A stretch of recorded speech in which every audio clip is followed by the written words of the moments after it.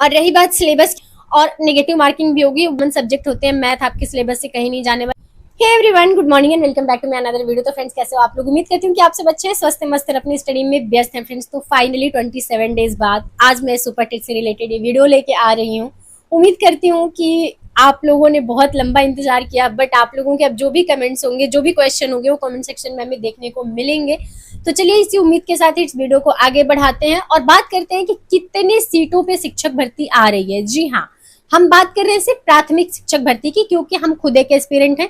तो जितनी हम न्यूज एक्सप्लोर करते हैं या जितनी हम इंफॉर्मेशन कलेक्ट करते हैं, वो सिर्फ प्राथमिक शिक्षक भर्ती से रिलेटेड ही न्यूज हम कलेक्ट कर पाते हैं, क्योंकि समय का पाबंदी मेरे पास भी है। मैं एक एस्पिरेंट हूँ और साथ साथ बीच बीच में बहुत लंबा गैप हो जाता है बहुत सारे रीजन की वजह से।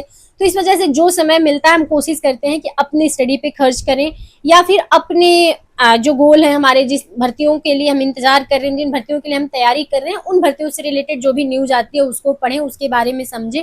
क्योंकि बहुत सारी न्यूज एक्सप्लोर करने पे आप खुद डिस्ट्रैक्ट होते हो, तो इस वजह से हमारा प्रयास रहता है कि हम अपने गोल पे फोकस रहें। तो चलिए आगे बात करते हैं कि प्राथमिक शिक्षक भर्ती कितनी पदों पे आ रही है। तो भाई, अभी तक आपको देखने को मिल रहा था कि शहरी क्षेत्रों में 11,000 सीटें वैकेंट हैं।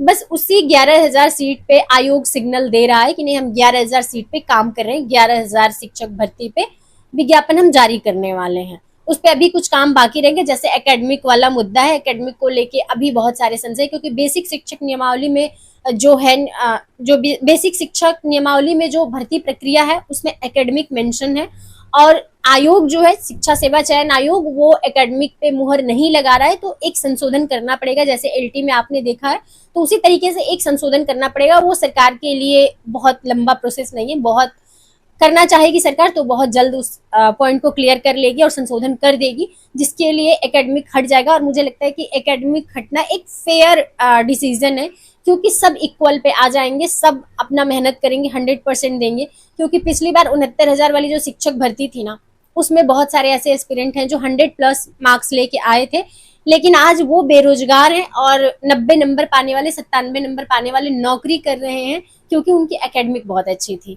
तो मान लो बहुत सारे रीजन से बहुत सारे लोगों की एकेडमिक नहीं बन पाती है, या बहुत सारे लोग पहले के पास आउट हैं जिनकी एकेडमिक नहीं बन पाती है, सम रीजन उनको चांस नहीं मिला, या सम रीजन वो 1-2 वैकेंसियां आई उसमें सेलेक्टेड नहीं हो पाए, तो इसमें उनका मुझे नहीं लगता है कि कोई कसूर है।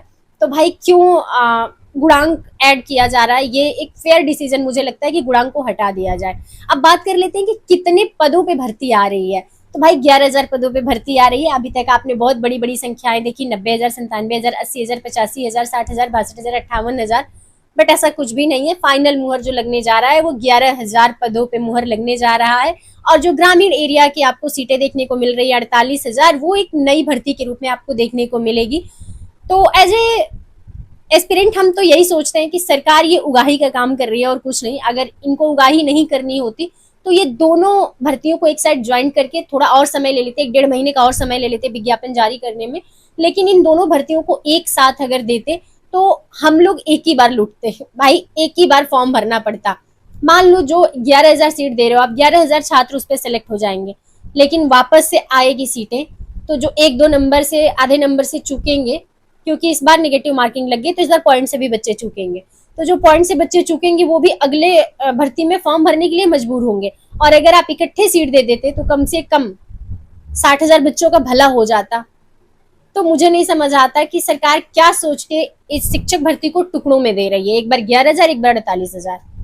और रही बात सिलेबस की, तो सिलेबस में क्या बदलाव देखने को मिलेगा ये तो सिलेबस आने के बाद ही क्लियर हो पाएगा, क्योंकि मैं भी जो न्यूज एक्सप्लोर कर पाई हूँ उसमें मुझे सिलेबस का कुछ भी समझ नहीं आया है, सिलेबस में क्या बदलेगा। क्योंकि मार्क्स तो आपके बदल गए हैं। जो न्यूज पेपर की कटिंग मैंने देखी उसमें 120 क्वेश्चन के आपके पेपर होंगे, जिसमें एक क्वेश्चन के 3 नंबर होंगे और नेगेटिव मार्किंग भी होगी। 1/3 की नेगेटिव मार्किंग रखा है आयोग ने। तो ये सब चीज से कोई प्रॉब्लम नहीं है, बट जब मार्क्स बदल गए हैं, क्वेश्चन बदल गए, क्वेश्चन की संख्या बदल गई, तो उम्मीद करती हूँ कि सिलेबस में भी कुछ ना कुछ तो चेंज देखने को मिलेगा।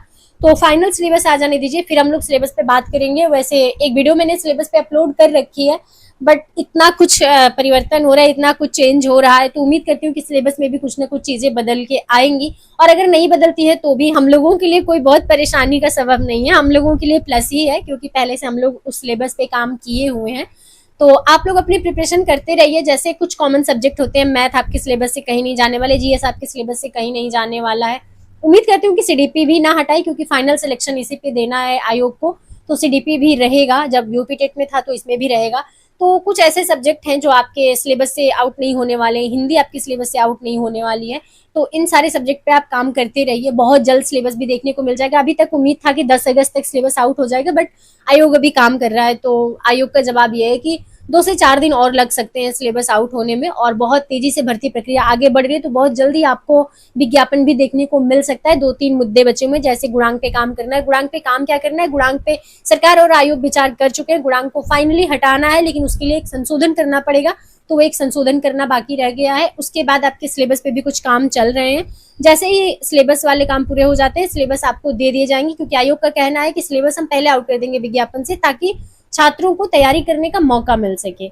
तो उम्मीद करती हूँ कि आप सब अपनी प्रिपरेशन कर रहे हैं, अपनी प्रिपरेशन में लगे हुए हैं, क्योंकि अब इंतजार करने वाले माइनस में ही जा रहे हैं। इंतजार करने वालों का कुछ ऐसा नहीं है कि कोई बहुत बड़ा तीर आप मार लोगे। कोई 6 महीने से प्रिपरेशन कर रहा है, आप 1 महीने में प्रिपरेशन करोगे, कितना एफर्ट लगा लोगे?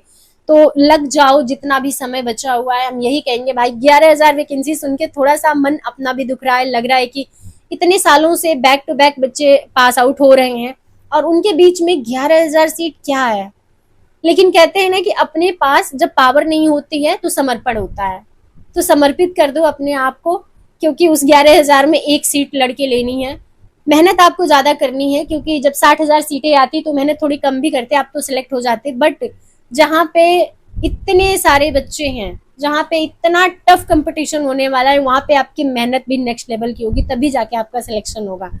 तो चलिए, इस वीडियो को हम यही पेंट करते हैं। बहुत पॉइंट टू पॉइंट हमने बात किया है, बहुत ज्यादा दाएं बाएं हमने बातें नहीं की। उम्मीद करती हूँ कि आप लोग अपनी पढ़ाई में लगे हुए हैं। तो चलिए, नेक्स्ट वीडियो हम लेके आएंगे। किस टॉपिक पे नेक्स्ट वीडियो आप लोगों को चाहिए? सिलेबस पे हम काम कर रहे थे, हम सोचे थे कि सब्जेक्ट वाइज सिलेबस पे हम वीडियो बनाएंगे, बट अभी सिलेबस में कुछ ना कुछ आपको हेर फेर देखने को मिल सकता है, तो इस वजह से पेंडिंग रखते हैं। सिलेबस आ जाए 2-4 दिन में, उसके बाद हम सिलेबस पे पॉइंट टू पॉइंट बात करने वाले हैं और बात करेंगे।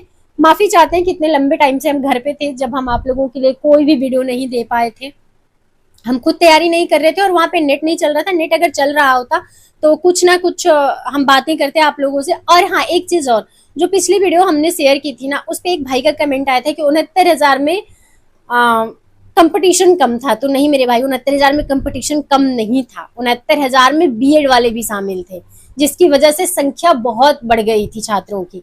अगर बीएड वाले ना शामिल हुए होते तो 1 लाख प्लस स्टूडेंट रहते, 1,30,000, 1,40,000 या 1.5 लाख के आसपास स्टूडेंट आपको देखने को मिले होते उस कंपटीशन में, जहां पे आपको 4 लाख प्लस स्टूडेंट देखने को मिले थे। तो आप इस गलत फहमी में बिल्कुल भी मत रहिएगा कि उस बार 69,000 का जो पेपर हुआ था उसमें कंपटीशन कम था, उसमें एस्पिरेंट्स कम थे। उसमें एस्पिरेंट्स बहुत ज्यादा थे, एस्पिरेंट्स की संख्या बहुत ज्यादा थी। इसमें आपके सिर्फ बीटीसी वाले मिलेंगे, उसमें सिर्फ बीटीसी वाले नहीं थे, बीएड वाले भी थे। और वो बीएड वाले भी थे जो यूपीपीसीएस, जो यूपीएससी की तैयारी करने वाले बच्चे ना, जब थोड़े थोड़े मार्क्स से चूक जाते हैं और उनको एक सेकंड ऑप्शन रखना होता है, तो वो बीएड कर लेते हैं। वो एस्पिरेंट्स भी उसमें फाइट कर रहे थे।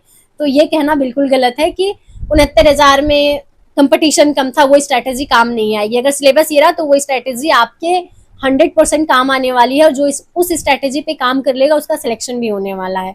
तो आप बच्चों को गुमराह मत किया करिए। कम से कम अगर कोई मेहनत करता है ना, तो उसको अप्रिसिएट किया करिए। अप्रिसिएट नहीं कर सकते तो कम से कम गलत कमेंट या किसी को डिस्ट्रैक्ट करने वाला कमेंट मत किया करिए। तो चलिए फ्रेंड्स, मिलते हैं नेक्स्ट वीडियो में। अभी के लिए इतना ही। जो भी सुपर टेट से रिलेटेड आप लोगों के डाउट होंगे, जिस भी पॉइंट पे आप लोगों को वीडियो चाहिए, वो कमेंट सेक्शन में आप कमेंट कर देना, तभी हम आप लोगों के लिए वीडियो लेके आ पाएंगे। उम्मीद करती हूँ कि सीट से रिलेटेड जो डाउट थे वो आपके क्लियर हो गए होंगे, क्योंकि आयोग से रिलेटेड जितनी भी न्यूज मैंने देखी है उसमें यही कंक्लूजन निकल के आ रहा है कि आयोग और सरकार 11,000 सीट पे हरी झंडी दे रही है। बाकी 48,000 पे भी कोई कुछ भी बात करने को तैयार नहीं है। और विधानसभा में जो सवाल पूछे जा रहे हैं उसमें भी बात बार बार 11,000 सीट पे ही की जा रही है। तो 11,000 सीट के लिए प्रिपरेशन करिए। ये मत सोचिएगा कि 60,000, क्योंकि जब 60,000 सीट होती तो कंपटीशन का लेवल कुछ और होता, और जब 11,000 सीट है तो कंपटीशन का लेवल कुछ और होगा। तो गलतफहमी में बिल्कुल भी मत रहिएगा। हाँ, चाहिए हम सबको एक ही सीट, लेकिन सीट बढ़ने से कंपटीशन कम हो जाते हैं, सीट कम होने से कंपटीशन टफ हो जाते हैं। तो उस हिसाब से हम लोगों को खुद को प्रिपेयर करना है। उम्मीद करती हूँ ये वीडियो आप सबको पसंद आई होगी। वीडियो पसंद आई तो वीडियो को लाइक जरूर कर दीजिएगा। चैनल पर अगर नए हैं तो चैनल को सब्सक्राइब करके बेल आइकन प्रेस कर दीजिएगा। और आपके जो भी भाई बहन या आपके दोस्त प्रिपरेशन कर रहे हैं सुपर टेट की, उनके पास ये वीडियो जरूर शेयर करिएगा। मिलती हूँ नेक्स्ट वीडियो में। अभी के लिए इतना ही। नमस्ते, bye bye, good night, thank you so much.